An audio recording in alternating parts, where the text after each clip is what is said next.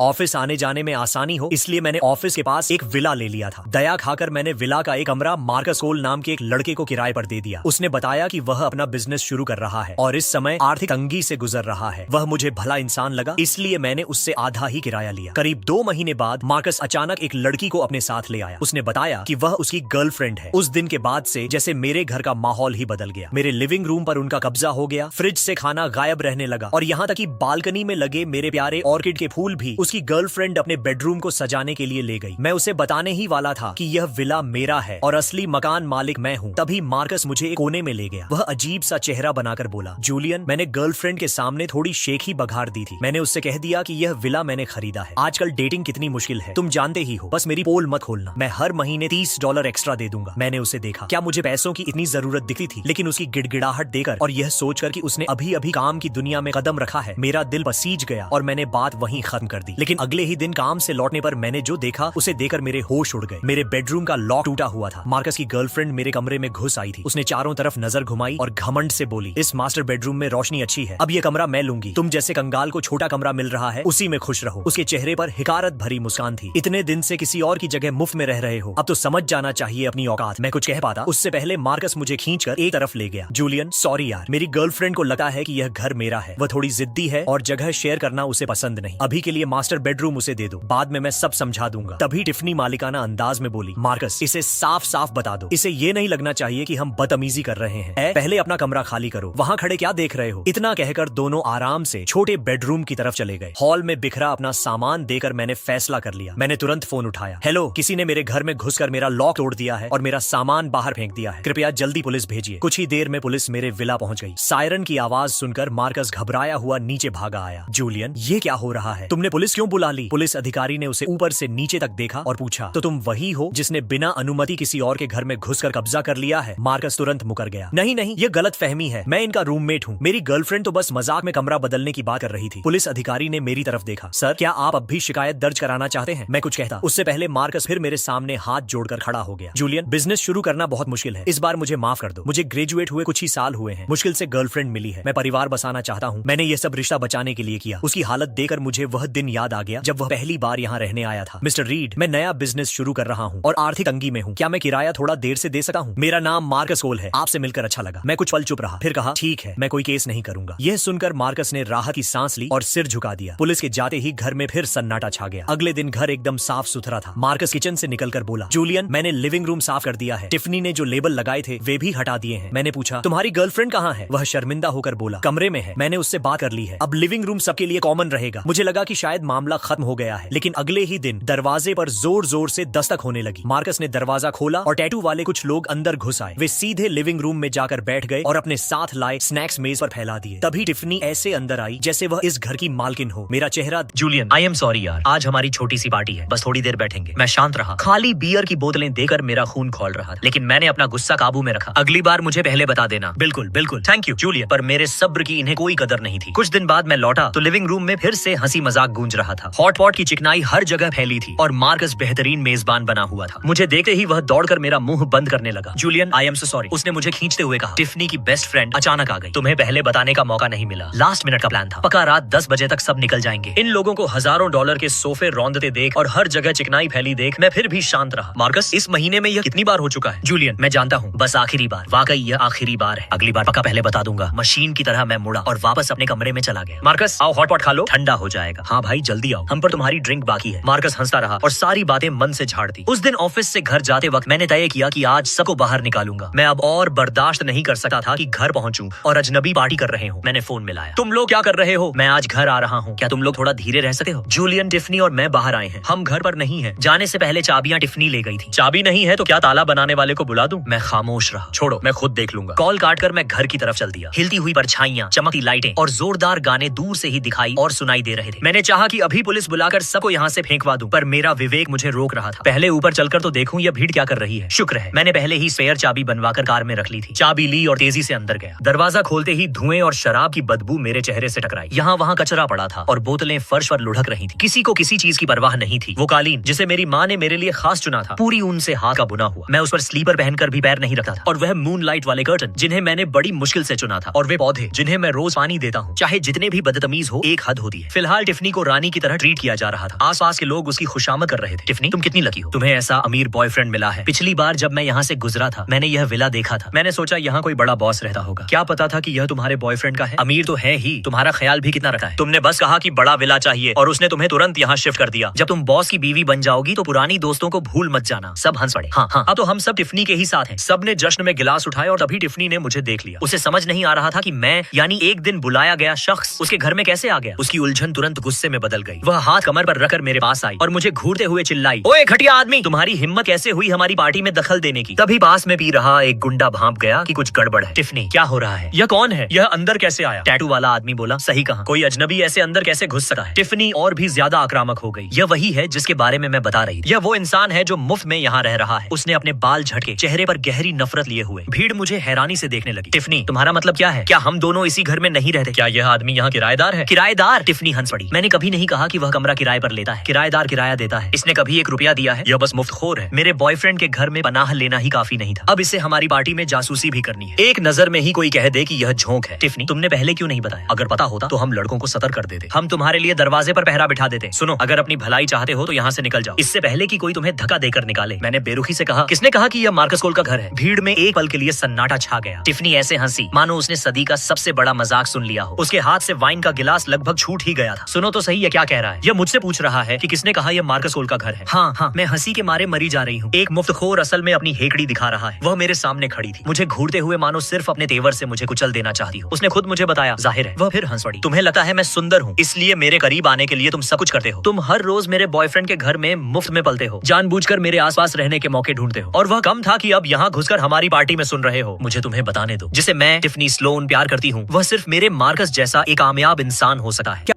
क्या तुम्हें अंदाजा भी है कि वह मेरे लिए कितने अच्छे हैं? यह विला सबसे बेहतरीन तोहफा है जो उन्होंने मुझे दिया है। यह कहते हुए वह ख्यालों में खो गई। एक बार शादी हो जाए तो यह हमारा घर होगा। तुम जैसे आदमी को तो मैं एक नजर देखना भी पसंद न करूं। यहाँ से दफा हो जाओ। मैंने ठंडे स्वर में कहा, टिफनी स्लोन, मैं तुम्हारी हिम्मत कैसे हुई मेरा नाम लेने की? इसे तो सुनो। वह चिल्लाई, क्या इशारा कर रहा है? यह गलती इसी की है और अब मुझ पर इल्जाम लगा रहा है। क्या आप सब जानते हैं यह आदमी कितना घटिया है? यह हर रोज मेरे बॉयफ्रेंड के घर पड़ा रहता है। हम इससे छुटकारा ही नहीं पा रहे। मैंने मार्कस के लिए अपने हाथों से जो लंच बॉक्स बनाए थे वे फ्रिज से गायब हो जाते हैं। जरूर यह उन्हें चुरा कर खा जाता है। और बालकनी के ऑर्किड के पौधे गमले खोदे हुए हैं और सब बिखरा पड़ा है। कौन जाने क्या ढूंढ रहा है यह। मैंने तो इसे सम्मान देते हुए कहा था कि मार्कस के घर में मुफ्त में रहना बंद करो, और जानते हो क्या हुआ? वह व्यंग्य से हंस पड़ी। इसे गुस्सा आ गया और इसने पुलिस को बुलाकर दावा किया कि मैंने गैर कानूनी तरीके से घुसपैठ की है। यह सुनकर उसकी दोस्त इतनी हैरान हुई कि उसके हाथ से मूंगफली के दाने मेरे कालीन पर गिर गए। यह तो बिल्कुल बेशर्मी है। चिकने बालों वाला आदमी गुस्से में अपनी मुठियां भींचने लगा। इसकी हिम्मत कैसे हुई पुलिस को बुलाने की? टिफनी आगे बोली, शांति बनाए रखने के लिए मेरे बॉयफ्रेंड को हर दिन मुझे जल्दी अपने कमरे में भेजना पड़ता था। फिर वह अकेले बाहर आकर इससे बात करते थे। मार्कस का दिल बहुत बड़ा है, वह ऐसे आदमी को बाहर नहीं निकाल सके, लेकिन इसे जरा भी कद्र नहीं है। यह हर बार मुझ पर जबरदस्ती करने के तरीके ढूंढता है। अब समझा। मार्कस टिफनी को हर रोज जल्दी कमरे में भेज दिया करता था। मुझे हमेशा लगता था कि शायद उसे डर हो कि टिफनी को अजीब लगेगा, लेकिन सच तो यह था कि वह पकड़े जाने से डरता था। मैंने फोन निकाला और पुलिस को कॉल करने के बारे में सोचा, लेकिन इस बार टिफनी मुझसे भी तेज निकली। उसने झपटा मारकर मेरे हाथ से फोन छीन लिया और उसे जमीन पर पटक दिया। तुम इतना बड़ा नाटक कैसे कर सकते हो? यह मेरे बॉयफ्रेंड का विला है। तुम जैसे मुफ्तखोर पुलिस को बुलाकर ड्रामा कर रहे हो। क्या तुम्हें लगता है पुलिस तुम्हारी बात मानेगी? मैंने झुकर फोन उठाया। वह पूरी तरह टूट चुका था। हाँ, कितना घटिया इंसान है यह। सोचता है कि मार्कस का दोस्त होने का मतलब है कि उसके घर को अपना समझ ले। हाँ हाँ टिफनी, तुम अब भी बहुत भोली हो। अगर मेरा सामना ऐसे आदमी से हुआ होता तो मैं अब तक इसे कूट चुका होता। ऐसा आदमी मार खाने के ही लायक है। 2-4 मुके पड़ेंगे तो अपने आप सुधर जाएगा। सुना तुमने? यहाँ हर कोई तुम्हें घृणा की नजरों से देख रहा है। यह घड़ी तो सस्ती नहीं लग रही। कहाँ से चुराई है यह? मैंने तुरंत कहा, इसे वापस दो। ओहो, घबरा गए? लगता है यह घड़ी किसी बड़ी कीमत की है। अब मेरा गुस्सा काबू से बाहर होने लगा था। यह कीमती नहीं है, लेकिन मेरे लिए सब कुछ है। इसे अभी वापस करो। हाँ हाँ, बस एक कबाड़ घड़ी है। इतना हंगामा क्यों मचा रहे हो? उसने लापरवाही से हाथ झटका और घड़ी जमीन पर फेंक दी। एक तेज आवाज के साथ उसका शीशा टूट गया। जैसे ही मैंने अपने पिता की आखिरी निशानी को टूटते देखा, मेरी आंखें गुस्से से लाल हो गईं। उसके आसपास खड़ी भीड़ और जोर से हंसने लगी। लो, यह कबाड़ घड़ी अपनी सही जगह पर पहुंच गई। हाँ हाँ हाँ, तुम घटिया इंसान। यह तो बस एक टूटी हुई। वह अपनी बात पूरी भी नहीं कर पाई थी कि मैंने उसे जोरदार थप्पड़ मार दिया। मेरा शरीर मेरे दिमाग से तेज चल पड़ा था, लेकिन मुझे कोई पछतावा नहीं था। जैसे ही टिफनी को एहसास हुआ कि उसके साथ क्या हुआ है, उसकी आंखों से आंसू बहने लगे।